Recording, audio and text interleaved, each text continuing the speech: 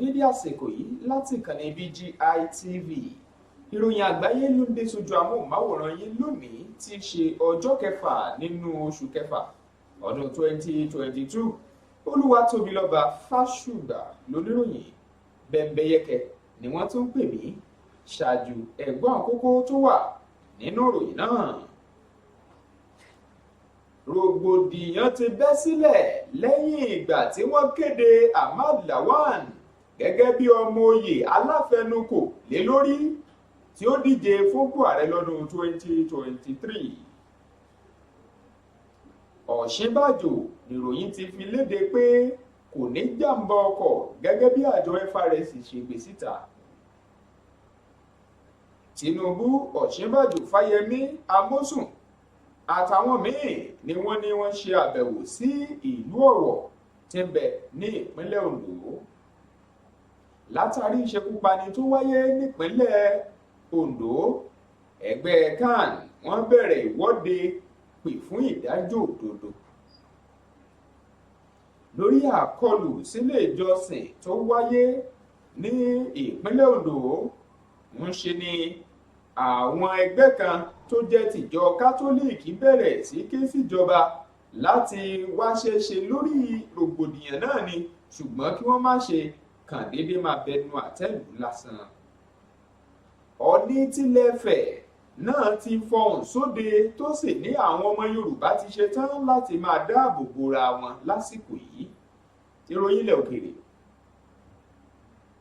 Ìròyìn fi léde wípé èèyàn 10 ló gbẹ̀mí mì lópin ọ̀sẹ̀ ní ilẹ̀ Amẹ́ríkà níbi rògbòdìyàn yíyin ìbọn eléyìí tó wáyé nílẹ̀ náà. Nínú ìròyìn eré ìdárayá, ìròyìn fi tóni létí pé ikọ̀ ẹgbẹ́ agbábọ́ọ̀lù Super Eagles orílẹ̀-èdè Nàìjíríà ṣe ìgbáradì wọn àkọ́kọ́ ṣáájú ìdíje tí wọn yóò ti máa kojú Sierra Leone. Kí n tó kẹ̀kúnrẹ́rẹ́ ìròyìn, ẹ má gbàgbé lójú òpó YouTube ẹ tẹ Bàbá Gbàgede Ìmọ̀ TV, ẹ subscribe, ẹ like ẹ pín fáwọn ẹlòmíín, ẹ jẹ́ kí wọ́n mọ̀ tẹ́ gbádùn gan níkànnì yìí. Lójú òpó ti Facebook ẹ tẹ Gbàgede Ìmọ̀ with Aláwìyé Adébáyọ̀, lórí ti Instagram Gbàgede Ìmọ̀ _22. ẹ̀rọ ìbánisọ̀rọ̀ tó ń lọ lóníjẹ̀lẹ́ńkẹ́ nísàlẹ̀ amóhùnmáwòrán yín òun lẹ máa tẹ̀ láti lè fi kàn sí yàrá ìpolongo ọjà wa. Ìròyìn ọ̀hún rèé lẹ́kùnrẹ́rẹ́. Ikọ̀ ìgbìmọ̀ amúṣẹ́ṣe nínú ẹgbẹ́ òṣèlú All Progressives Congress APC ni wọ́n ti bẹ̀rẹ̀ sí forí gbárí lásìkò yìí lẹ́yìn ìgbà tí wọ́n kéde Ahmad Lawan tó jẹ́ ààrẹ ilé aṣòfin àgbà orílẹ̀-èdè Nàìjíríà gẹ́gẹ́ bí ọmọ oyè tí wọ́n fẹnu kò lé lórí. Ìròyìn fi léde wípé àwọn ọmọ ìgbìmọ̀ amúṣẹ́ṣe nínú ẹgbẹ́ òṣèlú All Progressives Congress APC eléyìí tí gbogbo wọn péjú pésẹ̀ ni wọ́n ti ṣàlàyé pé lẹ́yìn ìgbà tí wọ́n ti kéde Ahmad Lawan gẹ́gẹ́ bí afẹnukò ọmọ oyè nínú ẹgbẹ́ òṣèlú náà eléyìí tó wá láti apá àríwá orílẹ̀-èdè Nàìjíríà ló ti mú ìforígbárí dání. Rẹ̀ bá sì gbàgbé, ṣáájú lààrẹ Muhammadu Buhari ló ti ń ké gbàjarè sóde fáwọn gómìnà kanú ẹgbẹ́ òṣèlú APC wípé kán fò láàyè láti lè fi fa èèyàn kan tó wù òun kó lè gba ìkúdà àṣàkóso nígbà tó ń bá ń yẹ̀bá kúrò lórí ipò náà. Lọ́wọ́ kan ìròyìn fi léde wípé Ahmad Lawan ọ̀hún tí wọ́n wá kéde báyìí òun ló ti wá ń fa rúkèrúdò lásìkò tí a fi ń kó ìròyìn yìí jọ.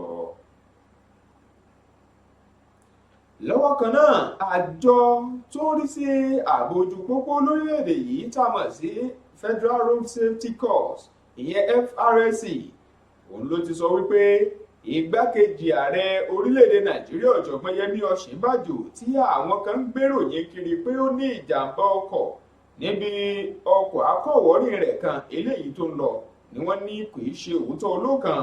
Èyí gan ni wọ́n fi léde tí wọ́n sì wípé igbákejì ààrẹ ọ̀jọ̀gbọ́n Yẹmí Ọ̀ṣínbàjò kàn ṣe ìrànlọ́wọ́ fún ẹni tí ó ní ìjàmbá ọkọ̀ ní òpópónà airport eléyìí tí ń bẹ nílùú Àbújá ẹni tó jẹ́ alukoro fún ti ikọ̀ FRSC ìyẹn alàgbà Bísí Kazeem òun ló fi ọ̀rọ̀ ọ̀hún léde fáwọn oníròyìn nílùú Àbújá lónìí níbi tó ti ṣàlàyé pé ńṣe ni igbákejì ààrẹ tó kàn kọ́wọ́ ti dídòòlà ẹni tó ní ìjàmbá náà tó kọ́wọ́ tì lẹ́yìn nípa yíyọ kúrò níbi rògbòdìyàn ìjàmbá ọkọ̀ náà tí wọ́n sì gbóṣùbà káre fún ọ̀jọ̀gbọ́n Yẹmí Ọ̀ṣínbàjò lórí eléyìí.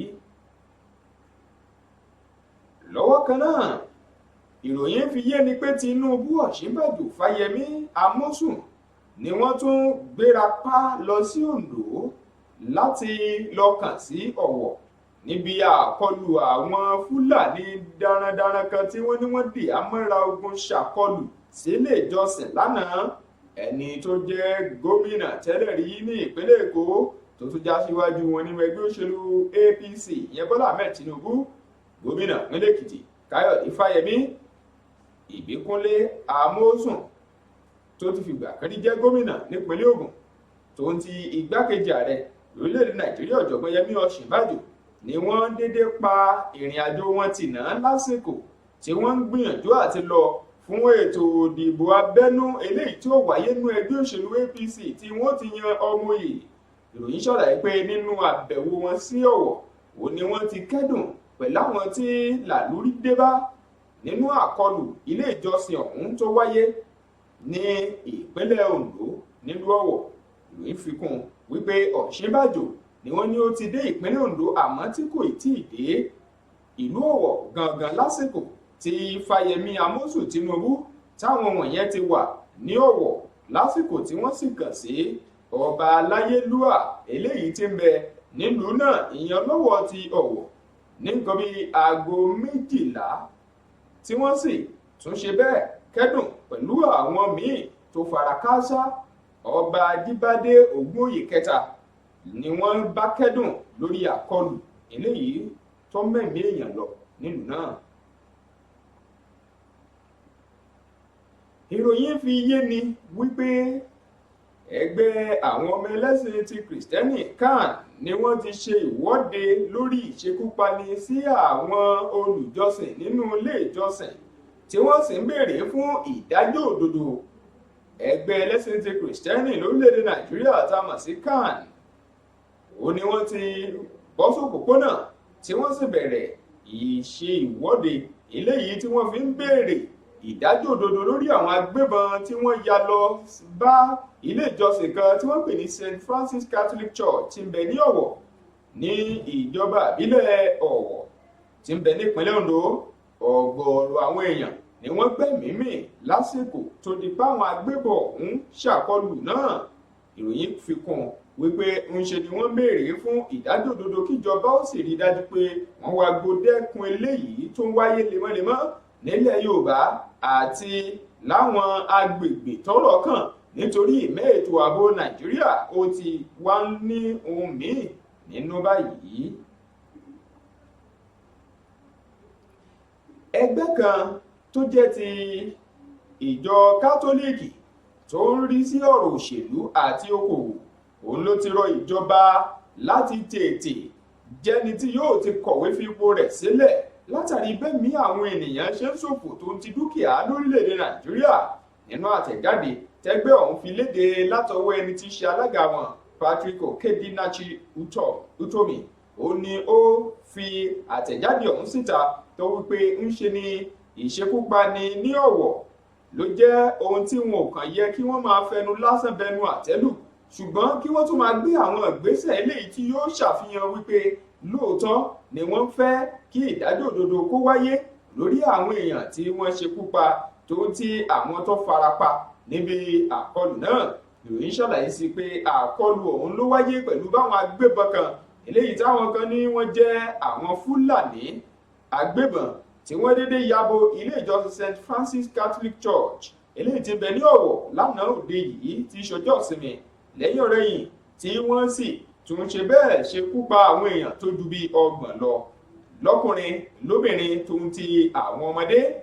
Utomi òun ló ṣàlàyé pé ó jẹ́ ohun tó burú jọjọ lójú Ọlọ́run Olódùmarè tó sì jẹ́ pé ó yẹ kí ìjọba kó gbègbèsẹ̀ lásìkò yìí nítorí ìtàjẹ̀sílẹ̀ ó túbọ̀ ń pọ̀ sí ni lórílẹ̀‐èdè yìí tí kò sì yẹ kó máa lọ bẹ́ẹ̀.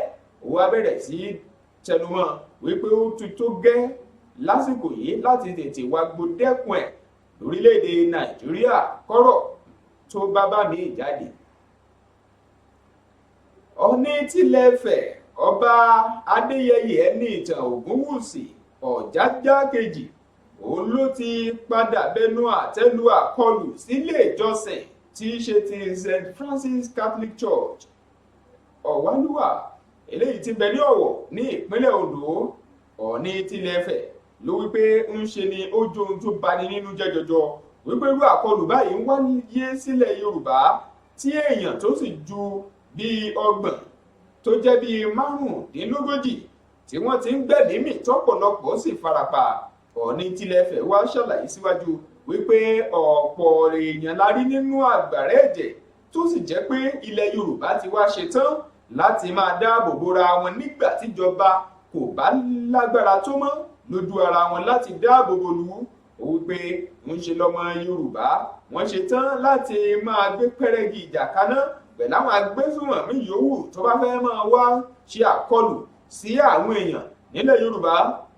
Lọ́wọ́ kan lọ́ba Adéyẹyè Ẹniìtàn ló tún pàrọwà sáwọn gómìnà ilẹ̀ Yorùbá láti rí i dájú pé wọ́n múlérí wọn ṣẹ nípasẹ̀ ìjẹ́jẹ́ tí wọ́n jẹ́ ṣáájú lásìkò tí wọ́n gbèkúdà ṣàkóso láti jẹ́ kí àlàáfíà ó jọba lórí ẹ̀mí àti dúkìá àwọn ọmọ ìlú nílẹ̀ Yorùbá.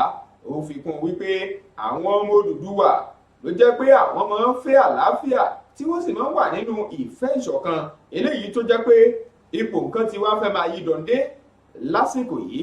Ó fi kún pé bí wọn bá gbàgbé àkọlù tó wáyé ṣáájú ní ìjọba ìbílẹ̀ Àríwá Ìbàràpá eléyìí tí ṣe Ìgàngàn ní eléyìí tó sì mẹ́mí èèyàn tó ju 20 lọ lọ́dún tó kọjá nípínlẹ̀ Ọ̀yọ́. Ó ní bí irú àsìkò yẹn gẹ́lẹ́ náà ló tún fẹ́ẹ́ jẹ́ báyìí ní ọdún yìí eléyìí títí ìpínlẹ̀ Oǹdó tóun náà tún wá wáyé. Ó ṣàlàyé pé ó jẹ́ ohun tó ń dojú tì ní jọjọ wípé àwọn gómìnà mẹ́fẹ̀ẹ̀fà wọn ò gbégbésẹ̀ tó sì yẹ kí wọ́n gbégbésẹ̀ tó ń ti bó ṣe tún ráwọ́rasẹ̀ sáàrẹ Buhari kó gbégbésẹ̀ lásìkò yìí kọ́rọ̀ yìí má bàa máa wá di ọ̀rọ̀ ẹlẹ́sìnjẹ̀sìn àti ẹlẹ́yàmẹ̀yà eléyìí tó tún lè máa kú nǹkan míì sílẹ̀ láwùjọ ilẹ̀ Yorùbá. Ìròyìn ilẹ̀ òkèèrè.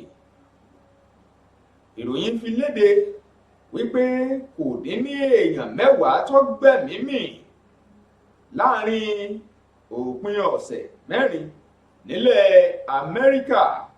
Ìròyìn ṣàlàyé pé ìbọn àbáàdì tí wọ́n bẹ̀rẹ̀ sí dàbólẹ̀ òun ló ti mú kí èèyàn bíi 10 gbẹ̀mí mì lọ́wọ́ kan tó sì ti mú kí àkọọ́lẹ̀ ó tún wà nílẹ̀ Amẹ́ríkà eléyìí tí àwọn aṣòfin wọn tí wọ́n sì ti ń wípé àwọn tí ń gbé àwọn ìgbésẹ̀ láti wagbo dẹ́kun àkọlù eléyìí tó ń wáyé nípasẹ̀ ìbọn yínyìn sí àwọn èèyàn eléyìí tí wọ́n sì ní ọ̀kan tó tún wáyé lópin ọ̀sẹ̀ yìí ló ń ṣàfihàn bí èèyàn 2 kan bó ṣe gbẹ́mìí mì níbi lásìkò tí wọ́n yin ọta àbọn káàkiri sáwọn ènìyàn. Lọ́wọ́ kan ni wọ́n ní àwọn èèyàn míì lọ sí farapa yánnayànna eléyìí tí wọ́n sì ti gbé wọn lọ láti lọ dóòlà wọn lágbègbè tíṣẹ̀lẹ̀ ọ̀hún tó ti wáyé lórílẹ̀‐èdè Amẹ́ríkà. Ìròyìn eré ìdárayá. Ìròyìn ṣàlàyé ẹ̀ wípé ikọ̀ ẹgbẹ́ agbábọ́ọ̀lù Super Eagles orílẹ̀‐èdè Nàìjíríà ń múra sílẹ̀ dẹ̀dẹ̀ nínú ìdíje ìpegedé fún fi ẹ̀yẹ ilẹ̀ adúláwọ̀ tọdún 2023 eléyìí tí yóò wáyé léyìí tí ikọ̀ Super Eagles yóò ti kọ́kọ́ máa wákò pẹ̀lú ti Sierra Leone ní léyìí tí wọ́n ti ṣàlàyé pé àwọn 24 nínú àwọn 27 ló ti wà níkàlẹ̀ nínú àwọn tí wọ́n ké sí láti wá síbi ìgbáradì náà nínú ìdíje ọlọ́rẹ̀ẹ́ sọ̀rẹ́ kan eléyìí tí yóò wáyé pẹ̀lú Mexico. Wọ́n ṣàlàyé tó ń ti àwọn ìgbésẹ̀ àwọn tó tún jẹ́ agbábọ́ọ̀lù tí wọ́n ti wà níkàlẹ̀. Lára àwọn tó ti wà níkàlẹ̀ ni wọ́n ti ní ẹni tó jẹ́ balógun nínú ìdíje ọ̀hún ìyẹn Ahmed Musa tó ń ti ẹni tó jẹ́ amúlé Francis Uzo, bákan náà Adéwálé Adéyínká àti Adébáyọ̀ Adélẹ́yẹ. Àwọn tí ó máa di ọwọ́ ẹ̀yìn mú Ọláolú Àìná, William Ekong, Zaidu Sanusi, Chidozie Anwazem, Olúwaṣemílógo Àjàyí, Leon Balógun, Sanni Faisal àti Kenneth Omero. Àwọn tí ó máa wà lọ́wọ́ àárín gbùngbùn Alex Iwobi, Ọ̀gẹ́nẹ́ Caro Etebo, Innocent Bonke àti Frank Oyeka. Àwọn tí ó wà lọ́wọ́ wájú òní Samuel Chukwueze, Moses Simon, Victor Osimhen, Cyril Desert, Ademola Lukman, Sadiq Umar, Tarem Murphy àti Emmanuel Dennis ni wọ́n ti ṣàlàyé pé àwọn wọ̀nyẹn ni wọ́n ti ké sí tí wọ́n sì ti wà níkàlẹ̀ níbi ìgbáradì eléyìí tó ń lọ lọ́wọ́. Èyí lópin ìròyìn àgbáyé wa fún ti dédé àsìkò yìí. Kí n tó máa lọ, ẹ má gbàgbé lójú òpó YouTube ẹ tẹ Bàbá Gbàgede Ìmọ̀ TV, ẹ subscribe, ẹ tẹ notification bell láti máa mọ bá a ṣe ń gbètò wá jáde. Lójú òpó Facebook ẹ tẹ Gbàgede Ìmọ̀ with Aláwìyé Adébáyọ̀, Instagram Gbàgede Ìmọ̀ _22.